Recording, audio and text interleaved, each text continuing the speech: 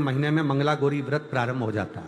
तो मंगला गौरी व्रत और कई माताएं उस मंगला गौरी व्रत को करती हैं। मंगला गौरी व्रत का मतलब क्या है कि आज के दिन तुम संसार का मनुष्य जब अशोक सुंदरी वाले स्थान पर थोड़ा सा कुंकू चंदन लगाकर हल्दी लगाकर एक बेलपत्री समर्पित करता है और हृदय से अपने मन में मंगल कार्यों का विचार करता है, मेरे बेटे का विवाह हो जाए, मेरी बेटी का विवाह हो जाए, मेरी बहू को संतान हो जाए, मेरे बेटी के यहाँ संतान हो जाए, मेरा कोई मकान बन जाए, मेरे घर में कोई मंगल सुकुन हो जाए, मेरे घर में मंगल आनंद हो जाए। जब आज के दिन वो मंगल गौरी व्रत के दिन आज के दिन जो विचार करता है, जो सोचता है, जो अशोक सुंदरी वाले स्थान पर कंकु चंदन हल्दी रखकर एक बेलपत्र समर्पित करता है और उसके मंगल कार्य आज से प्रारंभ होना चालू हो जाते हैं। मंगला गौरी व्रत का प्रमाण ही यही है कि वो मंगल करना प्रारंभ कर दे।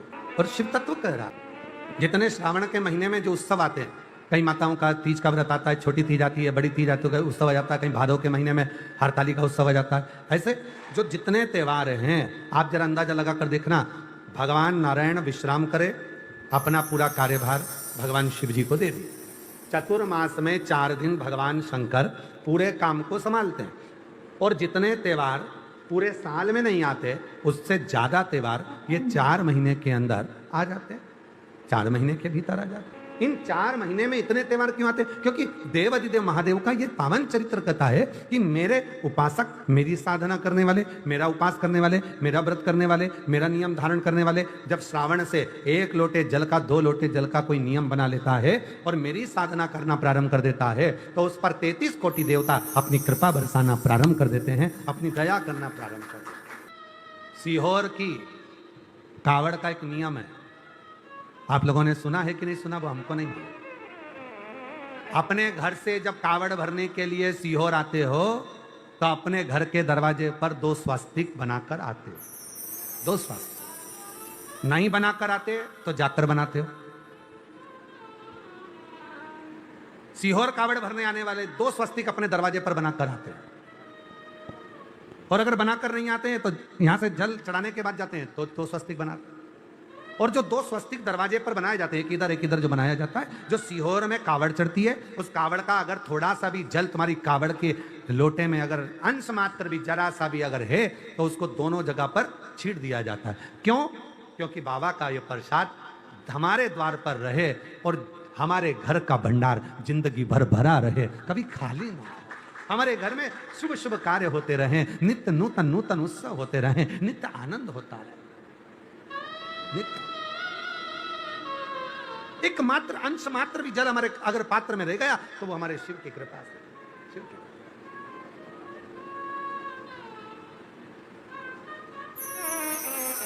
और निवेदन करूं आप सबसे, जितने शिव महापुराण की कथा को श्रवण कर रहे हैं, 25 अगस्त को जब आप बाबा की भौम प्रदोष की कावड़ बन रहे हैं, हमारे यहाँ जितने प्रदोष होते हैं, रवि प्रदोष, शनि प्रदोष, जिस बार को प्रदोष पड़ता है उसको वो प्रदोष के नाम से पुकारा जाता है। रविवार को पड़ा तो रवि प्रदोष, सोमवार को पड़ा तो सोम प्रदोष, बुधवार को पड़ा तो बुध प्रदोष, मंगल को पड़ा तो भौम प्रदोष।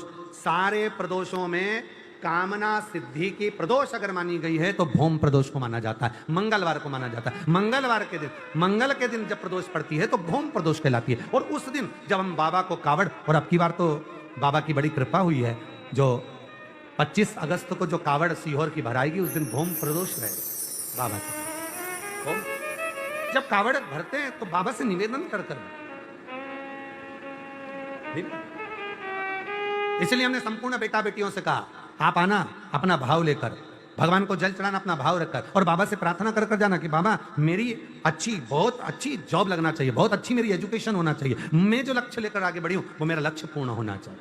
और अपनी मेहनत को 4 गुना करो, परिश्रम 4 गुना करो और शिव जी पर लोटा भर जल चढ़ाते हो, फल मिलेगा। आज व्यक्ति क्या करता है कि वो विचार करता है कि मैं मंदिर चले गया और मैं पढ़ाई ना करूं, मैं किसी को अपना हाथ दिखाया और उसने कह दिया तेरे भाग्य में नौकरी नहीं है सरकारी और तुम घर में बैठ गए ना। उसने बताया ना कि तेरे भाग्य में सरकारी नौकरी नहीं है तो तू 4 गुना पढ़ाई करना प्रारंभ कर। अब उसके वचन को टाल कर बता, इतनी मेहनत कर कि उसके वचन पलट जाए और तेरी सरकारी नौकरी लग जाए। तो तू शिव पर भरोसा तो कर, अपनी मेहनत, अपनी लगन, अपना परिश्रम कर कर आगे बढ़ो। सारी समस्या का हल एक लोटा, सावन में 2 लोटा जल।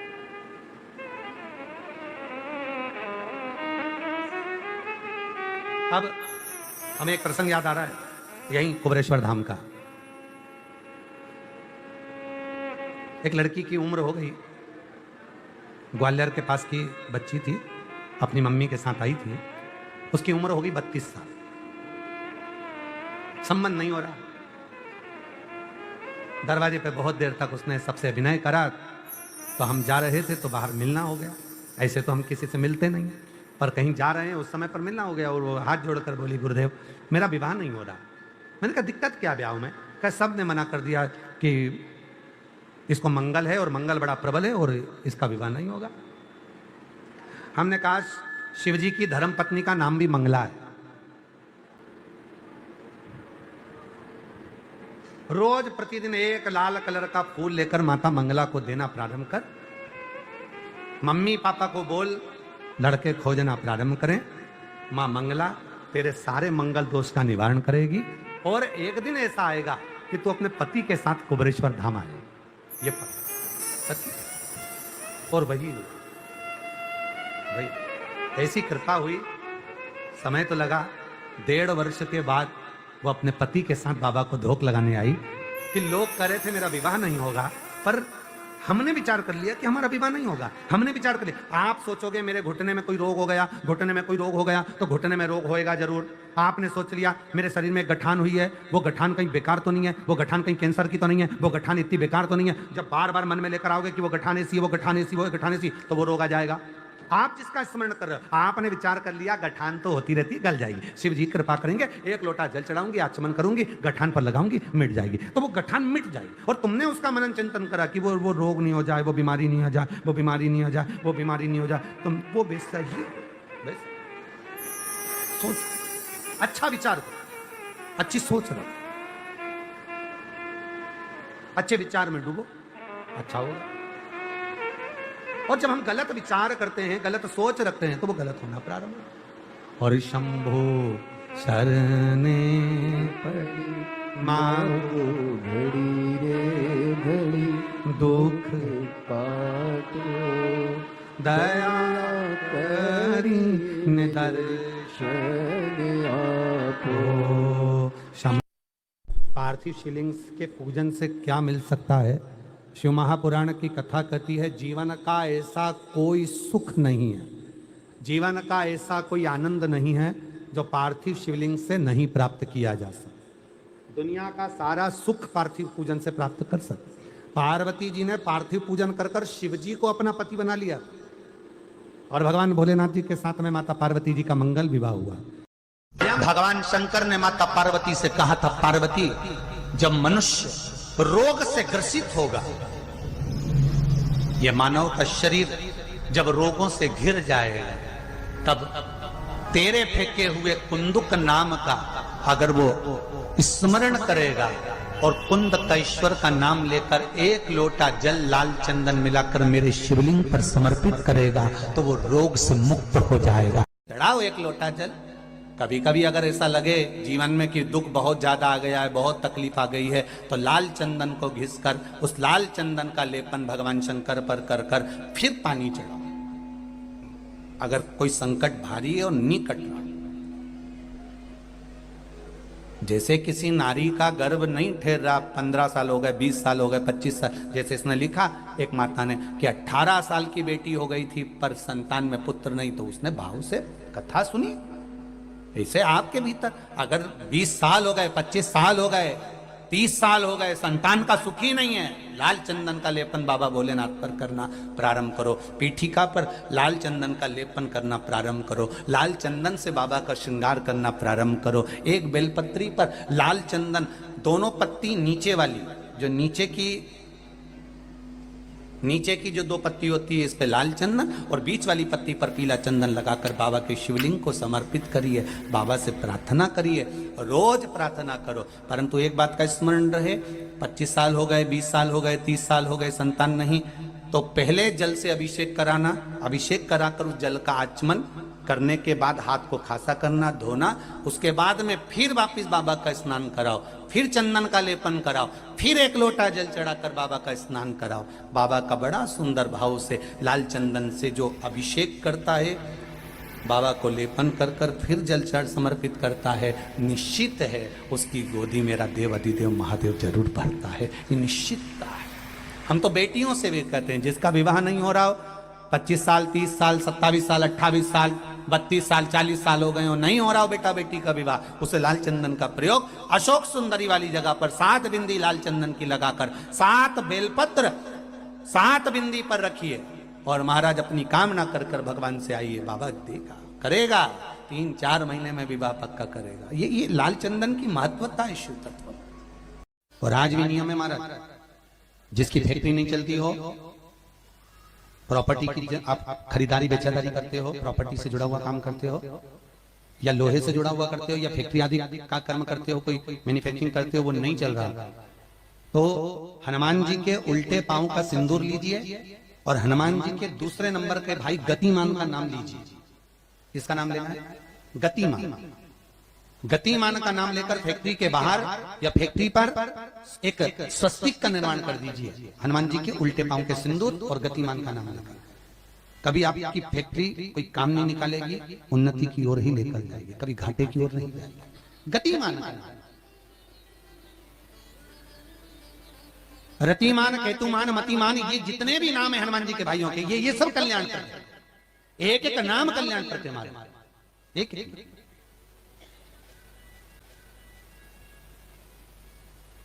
महाराज वो जिन बच्चों को निमोनिया हो जाता है ना, वो सर्दी का कोटा रहता है, बहुत सर्दी बच्चों को बनी रहती है, तो हर दिन 5-10 दिन में वापस दौड़ के डॉक्टर के पास लेके जाओ, फिर डॉक्टर के पास ले, वैसे तो डॉक्टर के पास बच्चे आजकल के जमाने के जाते ही जाते हैं, हर 15 दिन 20 दिन में, तो इसके पीछे वो चले जाएं। एक हास्य व्यंग में हमसे पूछा किसी ने, महाराज जी आज के बच्चे बार बार हॉस्पिटल डॉक्टर के क्यों जाते हैं? तो हमने कहा देखो भैया, बच्चा जहाँ जन्म लेता है उनसे उनसे प्रेम ज्यादा होता है। पहले नानी के घर में पैदा होता था इसलिए नानी के घर ज्यादा जाता था, दादी के घर में ज्यादा पैदा होता था इसलिए दादी के घर ज्यादा जाता था। आज के बच्चे हॉस्पिटल में ज्यादा पैदा होते हैं इसलिए हॉस्पिटल ज्यादा घूमने जाते हैं। ये हास्य। पर यदि बच्चे को सर्दी ज्यादा होती है, निमोनिया ज्यादा होता हो, ठंडा का कोटा ज्यादा रहता हो, तो पीपल के 5 पत्ते महाराज उस पर घृत लगाकर हनुमान जी के तीसरे नंबर के भाई व्रतिमान का नाम लेकर, व्रतिमान का नाम लेकर बच्चे की छाती पर एक वस्त्र से उसको बांध दीजिए, रात्रि भर बंधे रहने दीजिए महाराज। और बांधना कौन से दिन है? द्वादशी तिथि को, बस एक बार बांधना, उसके बाद सर्दी का कोटा नहीं रहता, बच्चा स्वस्थ अपने आने में। बत्ती 2 जो पत्तियां हैं, इन पत्तियों के ऊपर एक एक शमी पत्र और लाल चंदन ये रखकर, कितना भी रोगीला व्यक्ति हो, रोग से ग्रसित व्यक्ति हो, जिंदगी में कितना ही दुख पड़ रहा हो, बेलपत्र की ये दोनों पत्ती जिसके ऊपर शमी पत्र रखकर, लाल चंदन रखकर, श्री हनुमान जी महाराज और हनुमान जी महाराज के तीसरे नंबर के भाई श्री गतिमान जी, नीचे के क्रम में आते हैं श्री गतिमान जी, उन गतिमान जी और हनुमान जी का नाम लेकर जो शिवलिंग के ऊपर समर्पित कर देता है, रोग का निवारण होता ही। ध्यान दीजिएगा, पंचमुखी हनुमान का एक स्मरण, पंचमुखी हनुमान का एक भाव। महाराज जैसे बहुत ज्यादा तकलीफ अगर व्यक्ति को हो गई है, बहुत कष्टमय जीवन चल रहा है, हार गए हर जगह से और तकलीफमय जीवन चल रहा है, तो पंचमुखी हनुमान का एक शिव महापुराण का और स्कंद पुराण का एक बड़ा सुंदर मंत्र है। उस मंत्र को आप सब एक बार हमारे साथ में बोलें। ओम नमो हनुमते रुद्र अवताराय सर्व शत्रु संहारणाय सर्व रोग हराय सर्व वशीकरणाय रामदूताय स्वाहा। बस इस मंत्र को हाथ में काली तिल लेकर, एक जौ लेकर और गूगल लेकर, थोड़ा सा उसमें गाय का घी डालकर, कंडे को या अग्नि को जलाकर इस मंत्र का 11 बार 21 बार जाप कर कर अपनी कामना कर कर छोड़ दीजिए। कैसा भी रोग हो, बीमारी हो, कष्ट हो, दुख हो, तकलीफ हो, 21 दिन के अंदर वो आनंद आना प्रारंभ कर देता है महाराज। इस मंत्र स्कंद पुराण का, शिव महापुराण का ये मंत्र मूल पंचमुखी हनुमान सुख देंगे। और एक और चीज याद रखिए महाराज, यदि कोई काम के लिए जा रहे हो, कोई व्यापार के लिए जा रहे हो या नौकरी करने के लिए जा रहे हो और लगी नहीं रही, बहुत तकलीफ पा रहे हो, सर्विस ही नहीं लग रही, बहुत कष्टमय हो गया, तो निवेदन करूंगा 5 पीपल के पत्ते पर बेसन के 5 लड्डू घर में बने हुए गाय के घी के 5 लड्डू रख लो, उस लड्डू के बीचों बीच एक आटे का दिया और उसमें तिल्ली का तेल डालकर इसी मंत्र का प्रयोग कर कर पंचमुखी हनुमान का किसी भी हनुमान के मंदिर में जाकर, दक्षिण मुखी हनुमान के मंदिर में जाकर उसको रख कर आ जाइए। इसके बाद आप उस काम के लिए जाइए, आपका काम सफल हो जाएगा। आपको किसी को नहीं कहना पड़ेगा कि हाथ जोड़ना नहीं पड़ेंगे, किसी के पांव नहीं पड़ना पड़ेंगे, तुरंत काम होगा। बस इस मंत्र का स्मरण कर कर पंचमुखी हनुमान का भूतेश्वर जो मंत्र है वो सुख देने वाला।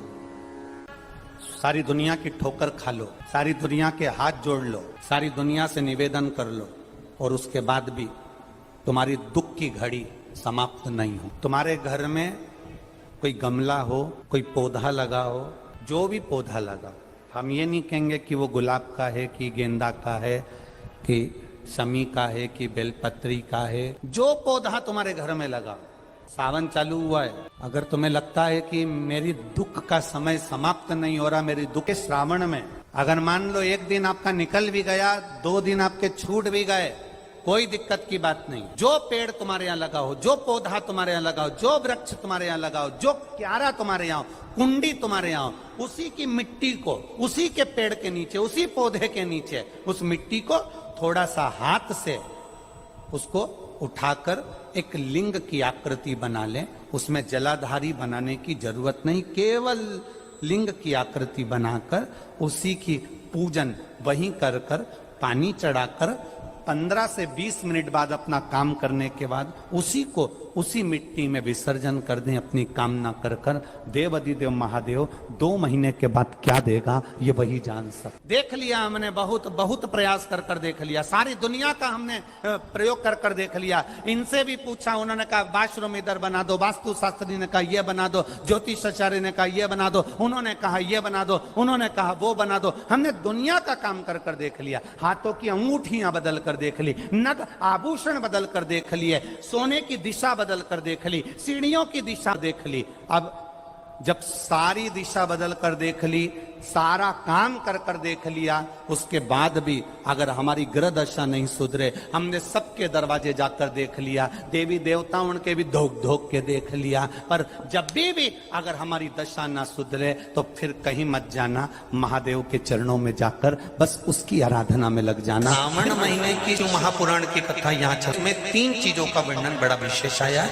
महादेव, जम के बोलो पहले महादेव। दूसरा नंबर पर है भोला, जिसको कहते भोला शंकर। तीसरे नंबर पर है हर हर।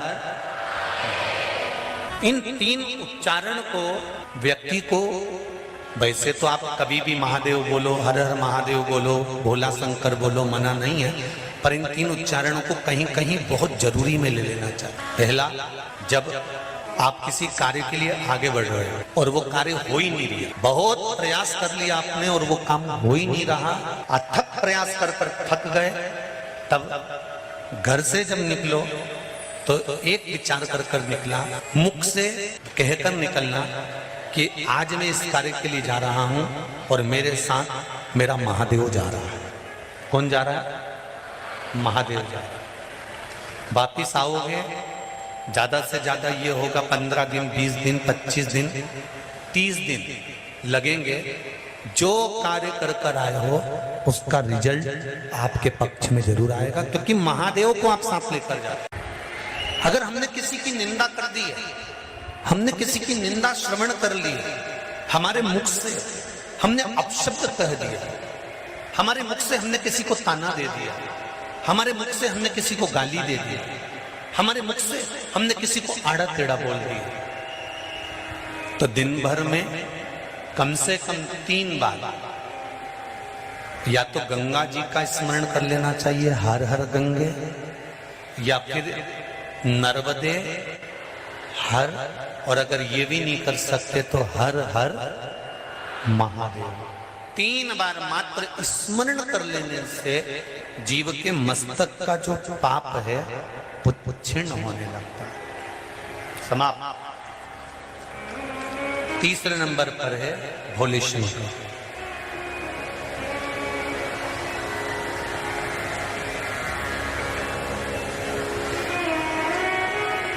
बहुत तेज क्रोध आ रहा।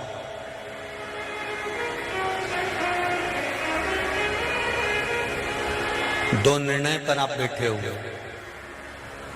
एक मन कर रहा है इस लड़के से शादी करूं कि इस लड़के से शादी करें, इस लड़की से ब्याह करें कि इस लड़की से ब्याह करें, किराने की दुकान डालें कि जनरल स्टोर डालें, इस जगह पर नौकरी करूं कि इस जगह पर नौकरी करूं। उस समय पर जब दो नाव सामने खड़ी है और एक नाव पर सवार होना है, उस समय पर एक बेलपत्र लेकर, भोले शंकर का नाम लेकर, एक बेलपत्र लेकर, भोले शंकर का नाम लेकर, बेलपत्र के पेड़ के नीचे ही रखकर निर्णय ले लिया करो। वो निर्णय तुम्हारा सफल होगा, कभी भी निष्फल नहीं।